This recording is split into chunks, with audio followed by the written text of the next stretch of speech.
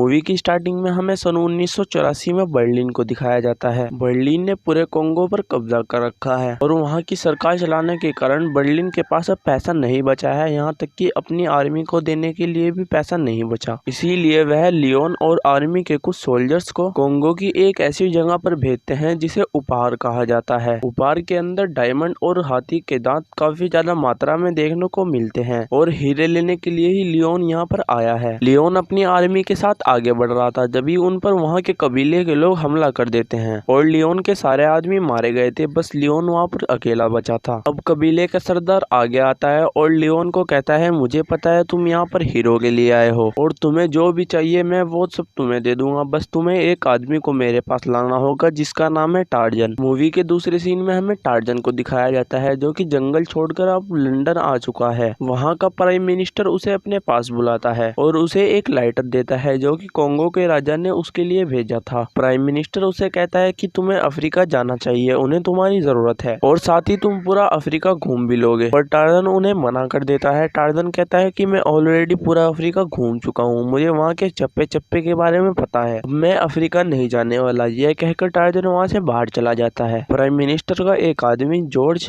Torsion के पास आता है और वह टार्जन से कहता है कि तुम्हें वहाँ पर जाना चाहिए। टार्जन कहता है कि मैं एक बार फिर कह रहा हूँ, मैंने पूरा अफ्रीका घूम रखा है, मैं वहाँ पर क्यों जाऊँगा। फिर वह कहता है कि तुम्हें अफ्रीका घूमने के लिए नहीं बल्कि उन्हें तुम्हारी जरूरत है, इसलिए तुम्हें अफ्रीका बुलाया जा रहा है। जहाँ तक हमारे पास इंफॉर्मेशन है, किंग लियोपोल्ड के लोग वहाँ के लोगों को गुलाम बना रहे हैं, वहाँ के लोगों पर अत्याचार कर रहे हैं। इससे पहले कि वह पूरे कोंगो को अपना गुलाम बनाए, तुम्हें वहाँ पर जाकर उनकी मदद करनी चाहिए। अब जॉन यानी कि टार्जन अफ्रीका जाने के लिए मान जाता है। यहाँ से कहानी फ्लैशबैक में जाती है और दिखाया जाता है टार्जन के घर वालों को जो कि एक जंगल में फंस चुके हैं। दरअसल उनकी शिप टूट चुकी है और अब वो कोंगो के जंगल में फंस चुके हैं। उन्होंने कोंगो के जंगल के अंदर एक ट्री हाउस बनाया है जिसके अंदर वह रहते हैं और अब टार्जन की माँ की वहीं पर मृत्यु हो जाती है। टार्जन के पिता उन्हें दफना रहे होते हैं, तभी उन पर कुछ गोरिल्ला अटैक कर देते हैं और टार्जन के पिता को मार देते हैं। तभी उन्हें एक बच्चे की रोने की आवाज आती है। एक फीमेल गोरिल्ला ऊपर जाती है और बच्चे को उठा लेती है जो कि टार्जन होता है। फीमेल गोरिल्ला टार्जन को अपने बच्चे की तरह पालने लगती है। टार्जन अब थोड़ा बड़ा हो चुका था, तभी वहाँ पर कुछ गोरिल्ला आते हैं जो कि उन पर अटैक कर देते हैं। गोरिल्ला नहीं चाहते थे कि एक इंसान का बच्चा हमारे साथ रहे, इसीलिए वह टार्जन को मारना चाहते थे, पर तभी वहाँ पर टार्जन की माँ आती है जो कि खुद एक गोरिल्ला है। वह उन्हें ऐसा नहीं करने देती और उन सबको वहाँ से भगा देती है और इसके बाद टार्जन जंगल में ही रहने लग जाता है और जंगल के जानवरों के साथ ही मिलकर बड़ा हो जाता है। और एक दिन जंगल के अंदर एक लड़की आती है जिसे देखकर टार्जन हैरान हो जाता है क्योंकि टार्जन ने आज से पहले किसी लड़की को नहीं देखा था। फिर टार्जन अचानक वहाँ से गायब हो जाता है। वह लड़की उसे ढूंढती है, पर तभी वहाँ पर कुछ गोरिल्ला अटैक कर देते हैं और उस लड़की को मारने वाले होते हैं। तभी टार्जन वहाँ आ जाता है और लड़की के ऊपर पड़ जाता है,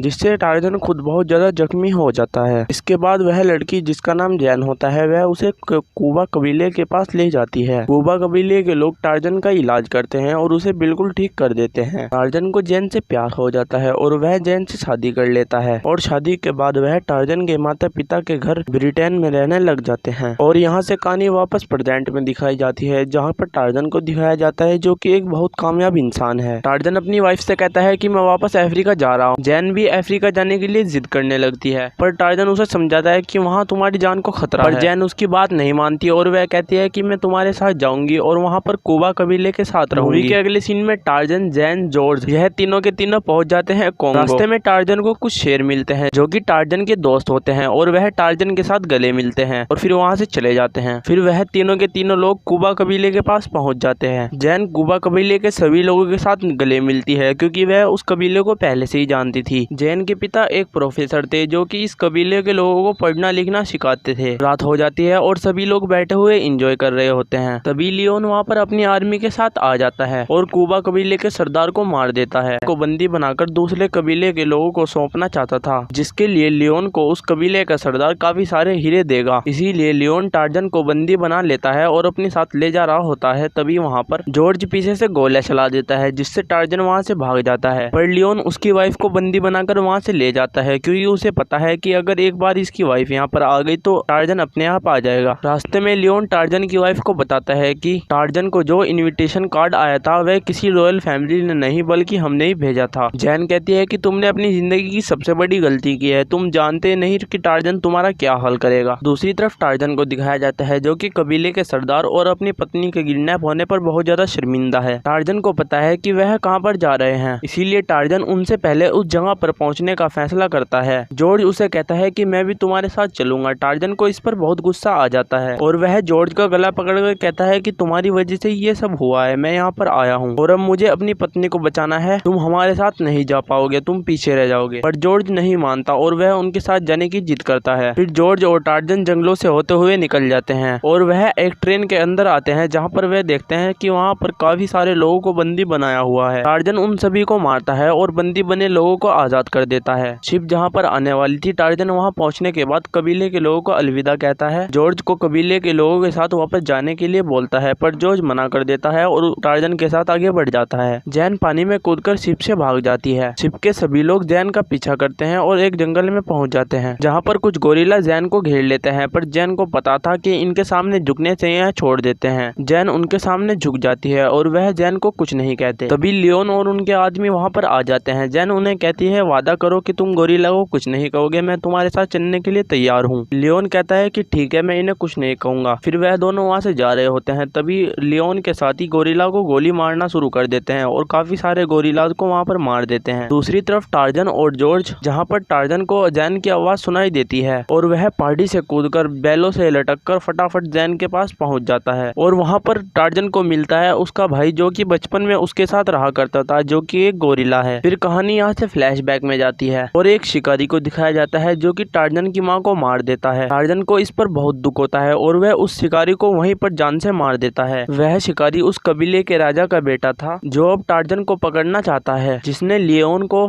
टार्जन को अपने पास लाने के लिए भेजा है। इसके बाद लियोन उस कबीले के सरदार के पास पहुंच जाता है। टार्जन भी उसके पीछे पीछे वहीं पहुंच जाता है। कबीले का सरदार लियोन को बहुत सारे हीरे देता है, बदले में टार्जन से लड़ने लग जाता है। वह टार्जन को मारकर अपने बेटे की मौत का बदला लेना चाहता था, पर टार्जन काफी ताकतवर था। वह उस कबीले के सरदार को हरा देता है और उसकी गले पर चाकू को रखकर उसे कहता है कि मैं तुम्हें नहीं मारना चाहता, मैंने तुम्हारे बेटे को मारा था, इसमें मेरी कोई गलती नहीं थी, उसने मेरी माँ को मारा था। और लियोन जल्द ही यहाँ पर 20,000 लोगों की सेना को लेकर आने वाला है जो तुम्हें और हमें दोनों को मार देगा और इस पूरी दुनिया पर राज कर लेगा। कबीले का सरदार इस बात को समझ जाता है और वह टार्जन को कुछ नहीं कहता। फिर वह दोनों लियोन का पीछा करते हैं और वह देखते हैं कि सच में एक 20,000 लोगों की सेना तैयार है जो कि उन सभी पर अटैक करने वाली है और यहाँ के सारे हीरे और हाथी दांत को कब्जा करना चाहती है। टार्जन जंगल के सारे जानवरों को लेकर आता है और उस सेना के ऊपर अटैक कर देता है, जिससे पूरे सेना में अफरा तफरी मच जाती है और सभी लोग वहां से भागने लग जाते हैं। लियोन जैन को एक रस्सी पर टंगा देता है। टार्जन वहां पर आता है और जैन को बचा लेता है। लियोन एक शिप पर चढ़ जाता है। टार्जन भी उसके पीछे वहीं पर पहुंच जाता है, पर वह धोखे से टार्जन की